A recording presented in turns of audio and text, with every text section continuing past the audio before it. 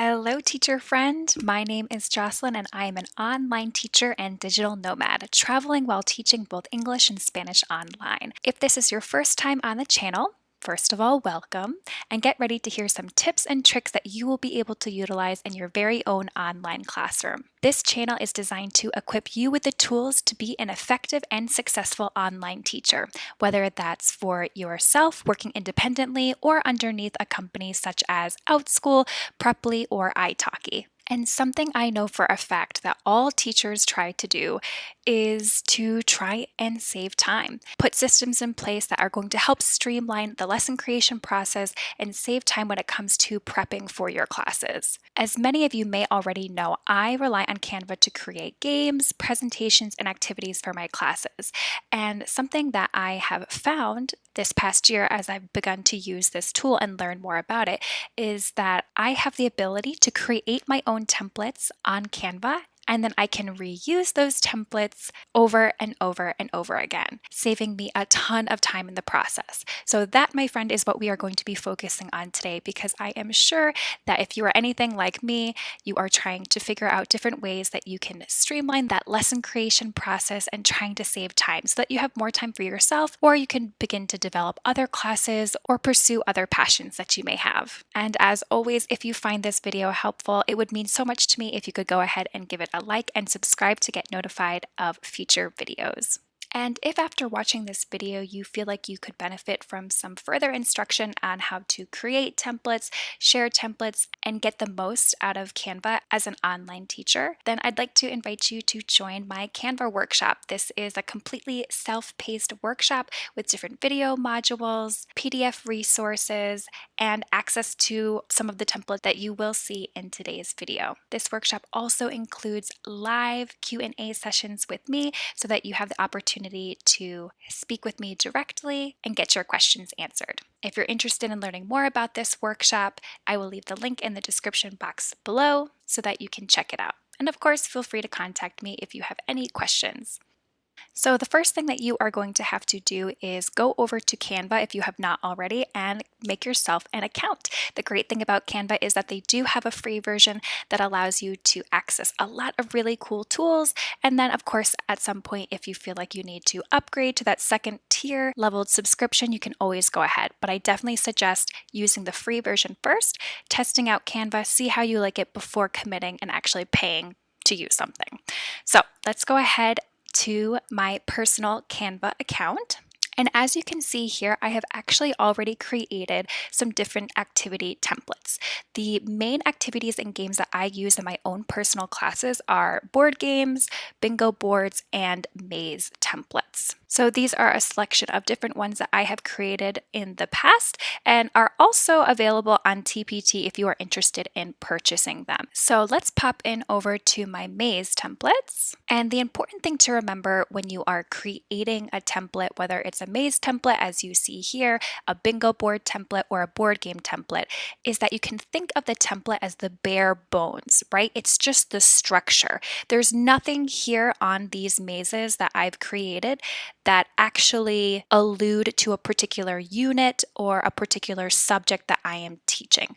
Super bare bones, but then later I can go in and then I can add those little details that are going to make it relatable to whatever lesson I am teaching. So that's pretty much your goal when you're creating a template, right? Bare bones, it's just the structure that you can then go in later to add specific items that are going to make it relatable to the topic that you are teaching. Another important thing to remember when you are creating a template is naming your documents so that they are easy and clear to understand and to find later when you log into your Canva account. Here you can see I've gone up and I've named this Maze Templates. That's how I know that these are all the templates, or those bare bones structures. When I want to take one of these and use it as a template so that I can then relate it back into my lesson, I don't want to just go into this maze templates and start adding things. I want to keep this original blank form so that I can reuse it over and over and over and save myself time in the process. So when I am ready to add elements, add text, add photos to this, what I'm going to do is I'm going to go over to the left-hand side of the blue and purple banner and I'm going to click on File. I'm going to scroll down and I'm going to click Make a Copy. This is going to duplicate or make a copy of the maze template document that I created. So as you can see right now, both my copy of the maze templates and my original maze templates look identical. The only thing that is different is that I go over here to where I can name my document. It now says copy of maze templates.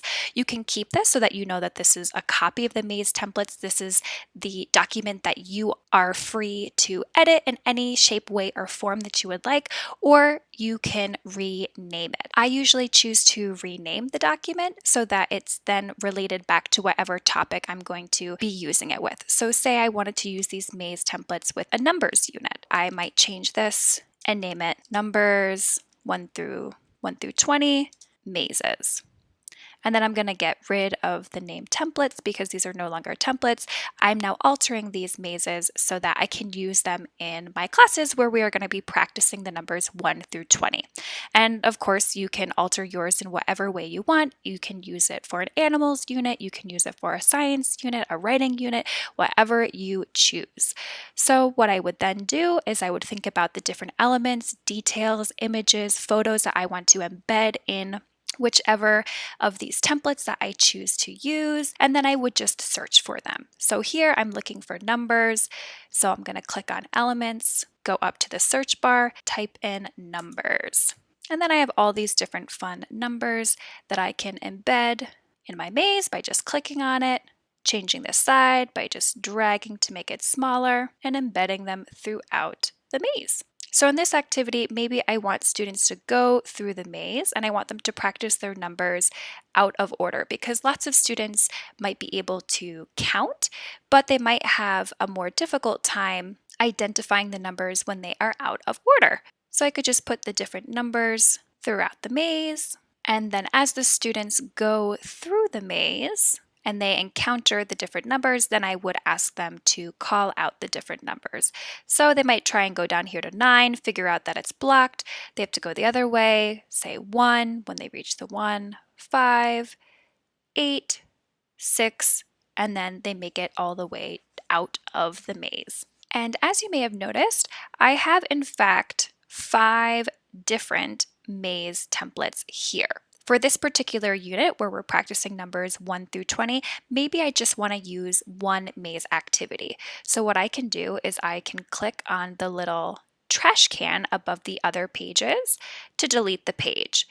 That way those other templates are not going to get in my way, and now I just have this one single maze that I have altered in order to be able to use in this particular unit.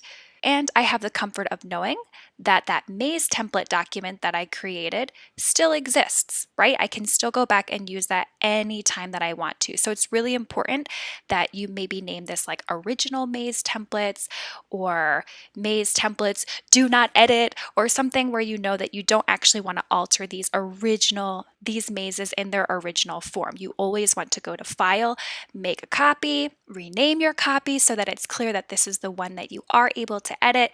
You can edit it, you can save it, you can download it, and you just know that this is the one that you are able to edit. Another cool thing that I want to show you is how you can share these templates with other people. So maybe you work with other teachers. So if you created some worksheet templates, board game templates, maze templates, bingo boards, and you wanted to share that with another teacher, what you could do is you would go to the exact document that you want to share with them. In this case, it's my original maze template document. I would go over up to the top on the blue and purple banner over on the right hand side and click share. Then if you look right above my head, you can see that I have the option to share designs with others, to view, or to edit. So if you knew the name or the email address of the person that you wanted to share this with, then you would click right above where my name is now, and you would type in that person's email address. And then you'd be able to specify if you wanted to share this with them just so that they could view it,